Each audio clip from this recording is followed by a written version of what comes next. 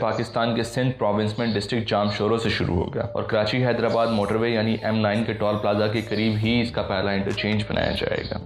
इस इंटरचेंज से तकरीबन 2.5 किलोमीटर के फासले पर M6 मेन टोल प्लाजा बनाया जाएगा जो कि इसका सदरन एंट्री पॉइंट भी होगा। फिर ये राइट साइड को टर्न करते हुए जामशोरो थर्मल पावर प्लांट के करीब इंडस हाईवे यानी N55 को क्रॉस करेगा, जहाँ इस मोटरवे का दूसरा इंटरचेंज बनाया जाएगा। ये इंटरचेंज जामशोरो सिटी की ट्रैफिक को फैसिलिटेट करेगा। इसके बाद ये कोटरी बिराज से 8 किलोमीटर अपस्ट्रीम रिवर इंडस को क्रॉस करते हुए डिस्ट्रिक्ट हैदराबाद में एंटर होगा, जहाँ रिवर इंडस पर एक मेजर ब्रिज भी बनाया जाएगा। इसके बाद ये लेफ्ट साइड को टर्न करते हुए तंडो सईद खान के करीब N5 यानी GT रोड को क्रॉस करेगा, जहां M6 का तीसरा इंटरचेंज बनाया जाएगा जो कि हैदराबाद सिटी की ट्रैफिक को फैसिलिटेट करेगा। इस इंटरचेंज के बाद ये N5 के तकरीबन पैरेलल चलते हुए मसो के करीब डिस्ट्रिक्ट मटियारी में एंटर होगा और फिर मटियारी शुगर मिल के करीब मटियारी टंडोलायार रोड को क्रॉस करेगा। इसी जगह पर इस मोटरवे का चौथा इंटरचेंज बनाया जाएगा। ये इंटरचेंज मटियारी से तकरीबन 6.5 किलोमीटर के फासले पर होगा और इसके बाद ये गोट शाह मीर वसी के ईस्टर्न साइड से गुजरेगा, जहां इस मोटरवे का पहला सर्विस एरिया बनाया जाएगा। आगे फर्दर नॉर्थ मूव करते हुए ये केबर और रोडेरो लाल के दरमियान N5 लिंक रोड को क्रॉस करेगा, जहां इस मोटरवे का 5वां इंटरचेंज बनाया जाएगा। ये इंटरचेंज केबर से तकरीबन 3 और रोडेरो लाल से तकरीबन 2.5 किलोमीटर के फासले पर होगा। M6 की ट्रैफिक इसी इंटरचेंज को इस्तेमाल करते हुए तंडो आदम और फिर सांगढ़ डिस्ट्रिक्ट को एक्सेस कर सकेगी। इसके बाद ये दरिया खान तालपुर और बिरशाह के ईस्टर्न साइड से गुजरते हुए मोहम्मद हाशिम निजामानी के करीब हाला शहदादपुर रोड को क्रॉस करेगा, जहां इस मोटरवे का 6वां इंटरचेंज बनाया जाएगा। ये इंटरचेंज N5 पर मौजूद हाला से तकरीबन 9 और शहदादपुर से तकरीबन 14 किलोमीटर के फासले पर होगा।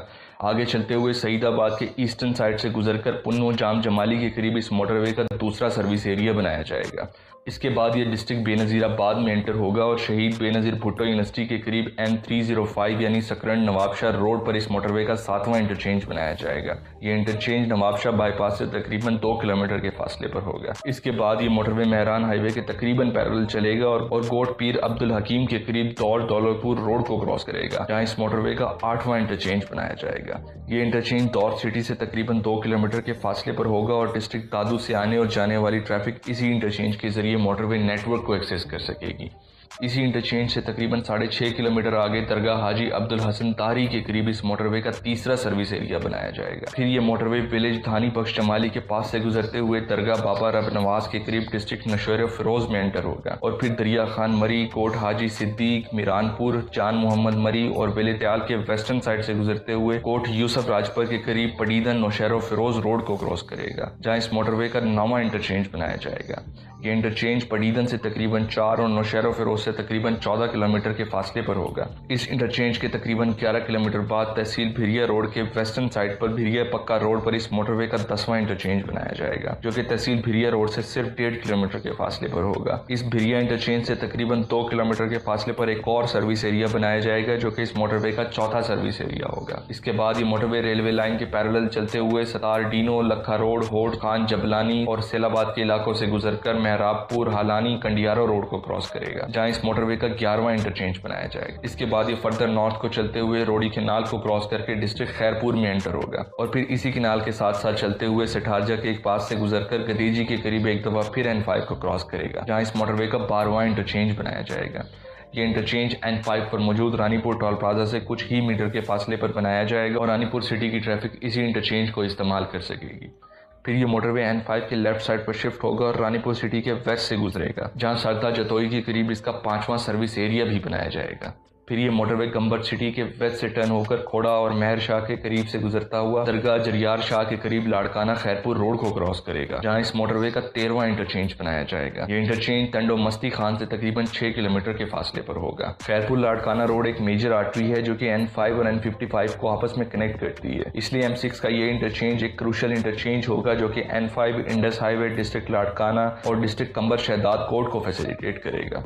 इसके बाद ये खैरपुर स्पेशल इकोनॉमिक जोन के वेस्ट साइड से गुजरते हुए शाह हुसैन के करीब खैरपुर पीर जो गोट रोड को क्रॉस करेगा, जहां इस मोटरवे का 14वां इंटरचेंज बनाया जाएगा। ये इंटरचेंज GT रोड से तकरीबन 3 किलोमीटर के फासले पर होगा। फिर ये मोटरवे N5 के साथ साथ चलते हुए वारिस कंबर, कोट पीर मांगो के इलाकों से गुजरेगा, जहां ठहरी के करीब इस मोटरवे का नॉर्दर्न टोल प्लाजा बनाया जाएगा। इसके बाद ये राइट साइड को टर्न होकर बबर रोई बाईपास पर एक दफा फिर N5 को क्रॉस करेगा, जहां इस मोटरवे का 15वां इंटरचेंज बनाया जाएगा। M6 का ये इंटरचेंज भी बड़ा क्रूशल होगा जो कि सक्कर सिटी और फिर N65 M5 के जरिए डिस्ट्रिक्ट शिकारपुर और डिस्ट्रिक्ट जैकबाबाद की ट्रैफिक को मोटरवे नेटवर्क से कनेक्ट करेगा। इसके बाद ये मोटरवे फाइनली रोडी कनाल को क्रॉस करके डिस्ट्रिक्ट सक्खर में एंटर होगा और फिर नरो कैनाल पर M5 से कनेक्ट हो जाएगा, जो कि इस प्रोजेक्ट का एंड पॉइंट होगा।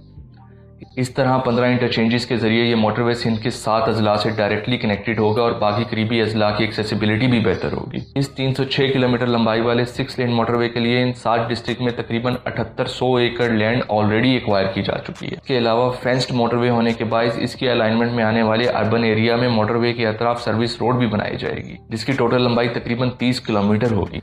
M5 की तरह ये भी एडवांस मोटरवे होगा जिस पर CCTV कैमराज और दीगर ITS इंफ्रास्ट्रक्चर इंस्टॉल किया जाएगा। इसके अलावा ओवरलोडिंग को कंट्रोल करने के लिए मोटरवे के एंट्री पॉइंट पर 28 वे स्टेशन भी लगाए जाएंगे। अब जरा इस मोटरवे की नेशनल इंपॉर्टेंस और इस प्रोजेक्ट में होने वाली डेवलपमेंट्स पर बात कर लेते हैं। पाकिस्तान का ट्रांसपोर्टेशन सिस्टम मुख्तलिफ वजूहात की बिना पर अपने रोड नेटवर्क पर हाईली डिपेंडेंट है, जिसका अंदाजा इस बात से लगाया जा सकता है कि कंट्री की 92% सिटी टू सिटी ट्रांसपोर्टेशन इसी रोड नेटवर्क के जरिए होती है, जबकि सिर्फ 7% के लिए रेलवेज और बाकी 1% के लिए एयरवेज का इस्तेमाल किया जाता है। इसके अलावा मुल्क की 35% गुड ट्रांसपोर्ट तो अकेले N5 से गुजरती है, जिसकी वजह से इसे पाकिस्तान की ब्लड लाइन भी कहा जाता है। पाकिस्तान के northern border, federal capital, 3 provincial capital और 2 मेजर पोर्ट्स को कनेक्ट करने वाले इस ट्रांसपोर्टेशन कॉरिडोर के अराउंड पाकिस्तान की 80% से ज्यादा पॉपुलेशन भी आबाद है। इन्हीं फैक्ट्स को कंसीडर करते हुए नेशनल ट्रेड कॉरिडोर प्रोग्राम के तहत पेशावर और कराची के दरमियान हाई स्पीड कनेक्टिविटी के लिए मोटरवेज प्रपोज की गई, ताकि न सिर्फ डोमेस्टिक ट्रेड फैसिलिटेट हो सके बल्कि अरेबियन सी से सेंट्रल एशिया, चाइना और अफगानिस्तान को जाने वाली इंटरनेशनल ट्रैफिक भी अट्रैक्ट हो। कराची और पेशावर के दरमियान 7 मोटरवेज इसी पर्पज के तहत प्लान की गई, जिनमें सिर्फ अब सक्खर और हैदराबाद के दरमियान मौजूद M6 पर कंस्ट्रक्शन होना बाकी है। लेकिन मई 2024 में होने वाली JCC मीटिंग और इस प्रोजेक्ट की CPEC फेज 2 में मुमकिन इंक्लूजन मुल्क की ट्रांसपोर्ट इंडस्ट्री के लिए एक अच्छा साइन है। अगर हम इस प्रोजेक्ट की हिस्ट्री पर बात करें तो इस पर पहली डेवलपमेंट 2016 में हुई, जब उस वक्त के प्राइम मिनिस्टर ने इस प्रोजेक्ट को प्रिंसिपली अप्रूव करते हुए जल्द अज जल्द स्टार्ट करने के डायरेक्टिव्स जारी किए। नवंबर 2016 में फ्लोट किए जाने वाले टेंडर के अगेंस्ट चाइना स्टेट कॉर्पोरेशन ने प्रोजेक्ट को BOT मोड पर कंस्ट्रक्ट करने का कॉन्ट्रैक्ट विन किया। 2017 के डेवलपमेंट बजट में इस प्रोजेक्ट के लिए लैंड एक्विजिशन भी प्लान की गई, लेकिन मुख्तलिफ फाइनेंशियल और पॉलिटिकल इशूज़ की वजह से मिड 2018 तक इस प्रोजेक्ट पर काम स्टार्ट ना हो सका। 2018 में न्यू गवर्नमेंट ने तमाम कॉन्ट्रैक्ट्स और टेंडर को कैंसिल करते हुए इस प्रोजेक्ट की कंस्ट्रक्शन फिजिबिलिटी और डिटेल डिजाइन स्टडी कराई, जिसके मुकम्मल होने के बाद 2020 में एक दफा फिर से टेंडर जारी किया गया, लेकिन इन्वेस्टर्स के नॉन इंटरेस्ट के बायस सिर्फ एक ही बिड मौसूल हो सकी, जिसे कंसीडर नहीं किया गया। 2021 में दोबारा टेंडर जारी किया गया, जिसके अगेंस्ट टेक्नो और इटालियन कंपनी के JV को सबसे ज्यादा फायदेमंद इन्वेस्टर डिक्लेयर करते हुए कॉन्ट्रैक्ट अवार्ड कर दिया गया। लेकिन पॉलिटिकल इंस्टेबिलिटी, लैंड एक्विजिशन में हर्डल्स और इन्वेस्टर के अंडर मुख्तलिफ फाइनेंशियल इशूज के बायस ये प्रोजेक्ट मजीद डिले होता रहा। 2022 में टेक्नो के साथ PPP एग्रीमेंट साइन कर लिया गया, जिसके बाद ग्राउंड ब्रेकिंग सेरेमनी भी अरेंज की गई। इसी PPP एग्रीमेंट के मुताबिक इन्वेस्टर को 6 माह के अंदर फाइनेंसेस अरेंज करके इस प्रोजेक्ट पर काम स्टार्ट करना था, जो कि 10 माह गुजरने के बाद भी अरेंज ना हो सके। इसकी वजह से केयर टेकर गवर्नमेंट ने इन्वेस्टर के साथ तमाम कॉन्ट्रैक्ट्स को कैंसिल करते हुए इस प्रोजेक्ट पर एक दफा फिर से ब्रेक लगा दी। बहरहाल अब ये प्रोजेक्ट अपने मुमकिन स्टार्ट के करीब दिखाई देता है। प्रोजेक्ट में होने वाली लेटेस्ट